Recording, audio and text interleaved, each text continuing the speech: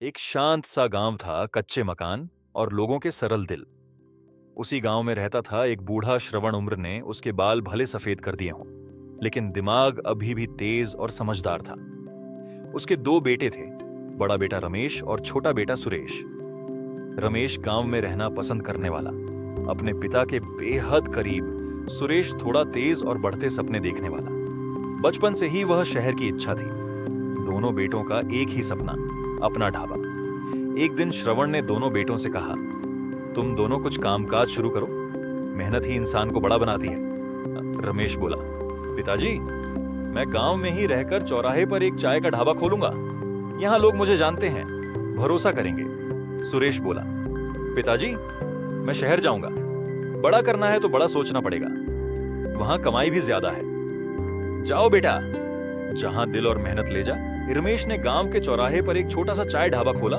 गांव में कमाई ज्यादा नहीं थी, लोग मजदूरी कर रहे थे, रोज कमाते थे, रोज खाते थे। रमेश दिन भर चाय बनाता, लेकिन कमाई बस घर चलाने लायक ही होती। कई बार रात को बर्तन धोते हुए सोचता, क्या मैं आगे बढ़ पाऊंगा या जिंदगी यूं ही निकल जाएगी। लेकिन अगली सुबह फिर मेहनत में जुट जाता। शहर का सफर, कठिन शुरुआत, लेकिन बड़ा हौसला। दूसरी तरफ सुरेश शहर पहुंचा।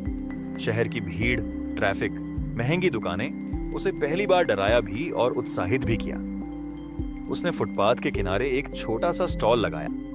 शुरुआत में ग्राहक आते नहीं थे। लोग पूछते, कहाँ का है, अच्छा बनाता है क्या। लेकिन सुरेश हार नहीं मानता। हर दिन अलग टेस्ट की चाय बनाता, नए लोगों को छकाता, मुस्कुराकर बात करता। धीरे धीरे लोग पहचानने लगे, अरे चलो, वही सुरेश की अदरक वाली चाय पीते हैं। 10 साल बाद दोनों की जिंदगी बदल चुकी थी। गांव का रमेश अभी भी वहीं चौराहा, वहीं छोटी सी दुकान कमाई, बस गुजर बसर जितनी। लेकिन शहर वाला सुरेश अब स्टॉल से बढ़कर 4 बड़े होटल का मालिक बन चुका था। शहर में उसका नाम चमक रहा था। दूर दूर से लोग उसकी होटल में आते। पैसा, नाम, सब मिल चुका था। श्रवण बूढ़ा पिता सब देखता रहा। एक बेटा वहीं था पास में, रोज सेवा करता था, लेकिन आर्थिक रूप से कमजोर।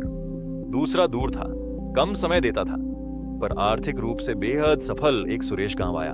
वाह सुरेश, तू तो बड़ा आदमी बन गया। वहीं रमेश दुकान की ओर देखता रहा। उसके मन में मिश्रित भाव थे। सुरेश ने पिता के पास जाकर पैरों को छुआ। पिताजी, आपका आशीर्वाद था, वरना मैं क्या कर लेता। फिर उसने रमेश की दुकान देखी, पुरानी, टूटी हुई, कमाई मुश्किल से। भैया, आप मेरी तरह क्यों नहीं निकले, बाहर दुनिया बहुत बड़ी है।